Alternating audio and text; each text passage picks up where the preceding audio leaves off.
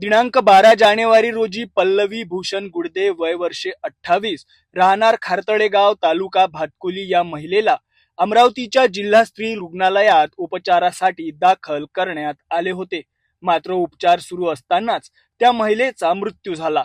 हा मृत्यू डॉक्टरांच्या हलगर्जीपणामुळे झाल्याचा आरोप मृतक महिलेच्या नातेवाईकांनी केला होता. आता याच प्रकरणावर महिला काँग्रेस आक्रमक झाल्याचे चित्र पाहायला मिळत आहे. मंगळवार दिनांक 3 फेब्रुवारी रोजी महिला काँग्रेसच्या वतीने जिल्हा स्त्री रुग्णालय प्रशासनाला निवेदन देण्यात आलं. यावेळी संबंधित डॉक्टरांवर अधिक कठोर कारवाई करण्यात यावी, तसेच संपूर्ण प्रकरणाची चौकशी तात्काळ पूर्ण करण्यात यावी अशी मागणी करण्यात आली. गुडदेचे जे प्रकरण झालं जवळपास 15 दिवस त्या गोष्टीला होऊन गेले, पण अजूनही प्रशासनाने काही इथे कारवाई केलेली नाही आहे. आमच्यासोबत पल्लवी गुडदेचे वडील आहे की तिला 2 मुलं आहेत. ही 14 तारखेला इथे ॲडमिट हॉस्पिटल डफरीन हॉस्पिटलला 12 तारखेला ॲडमिट झाली होती. तिचं पहिले 3 दिवस म्हणजे अबॉर्शन झालं आणि अबॉर्शननंतर लगेच तिला ऑपरेशनसाठी घेण्यात आलं.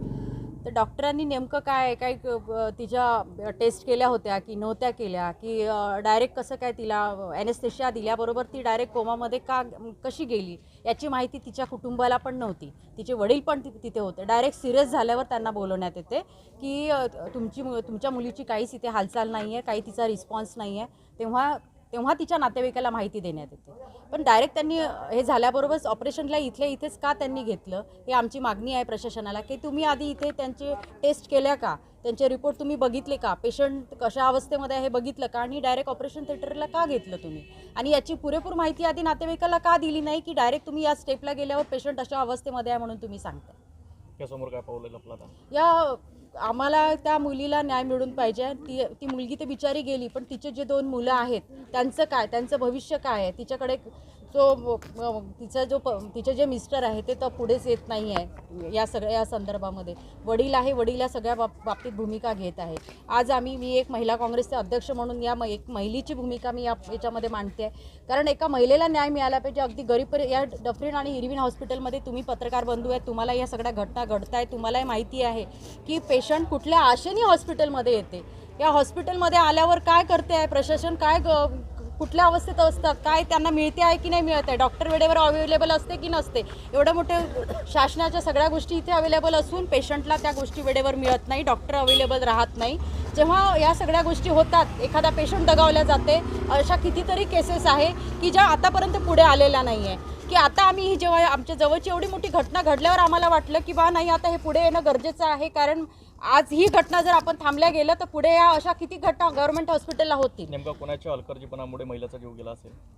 आता या परिस्थितीत या गोष्टीची आम्ही शहानिशा करणारच आहोत. डॉक्टर आम्हाला काय रिपोर्ट देतात त्यांच्या रिपोर्टवर पण ह्या गोष्टी हे करेल, पण नाही मिळाला न्याय तरी आम्ही न्यायालयाकडे नक्कीच जाऊ.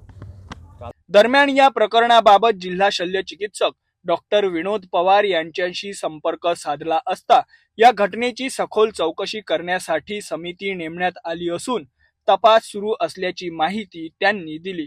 चौकशीत डॉक्टरांचा हलगर्जीपणा आढळून आल्यास निश्चितच कारवाई करण्यात येईल असेही डॉक्टर विनोद पवार यांनी स्पष्ट केले. या संबंधित महिलेचा मृत्यू झाला त्याबाबत अनेक संघटना आणि नातेवाईक पण माझ्याकडे आले होते, आणि त्यासाठी आपण एक कमिटी स्थापन केलेली आहे हायर लेवलची. त्याच्यामध्ये सगळे वर्ग 1चे कर्मचारी आहे, आणि त्याच्यामध्ये इरविनचे डॉक्टर्स क्लास 1, त्याच्यानंतर मेडिकल कॉलेजचे आणि PDMCचे पण आहेत. त्याच्यामध्ये न्यायवैद्यक अधिकारी पण आहे आणि ॲनेस्थेटिस्ट पण आहेत. आणि ही यांची 7-8 जणांची कमिटी आहे. ही लवकरच त्यांचे प्रत्येक डॉक्टरांच्या आणि नातेवाईकांचे आणि कर्मचाऱ्यांचे बयान घेऊन त्याच्यानंतर अहवाल तयार करेल. त्या अहवालमध्ये जो दोषी आढळेल त्याच्यावर निश्चितपणे कारवाई करण्यात येईल. हलगर्जीपणामुळे मृत्यू झाल्याचा आरोप सुद्धा यावेळी करण्यात येते नातेवाईकांकडून. त्याच्यासाठी आपण कमिटी नेमलेली आहे. त्या कमिटीचा अहवाल आल्यानंतर जे काही त्याच्यामध्ये दोषी असेल त्याच्यावर आपण निश्चित कारवाई करणार आहे, एवढे मात्र नक्की.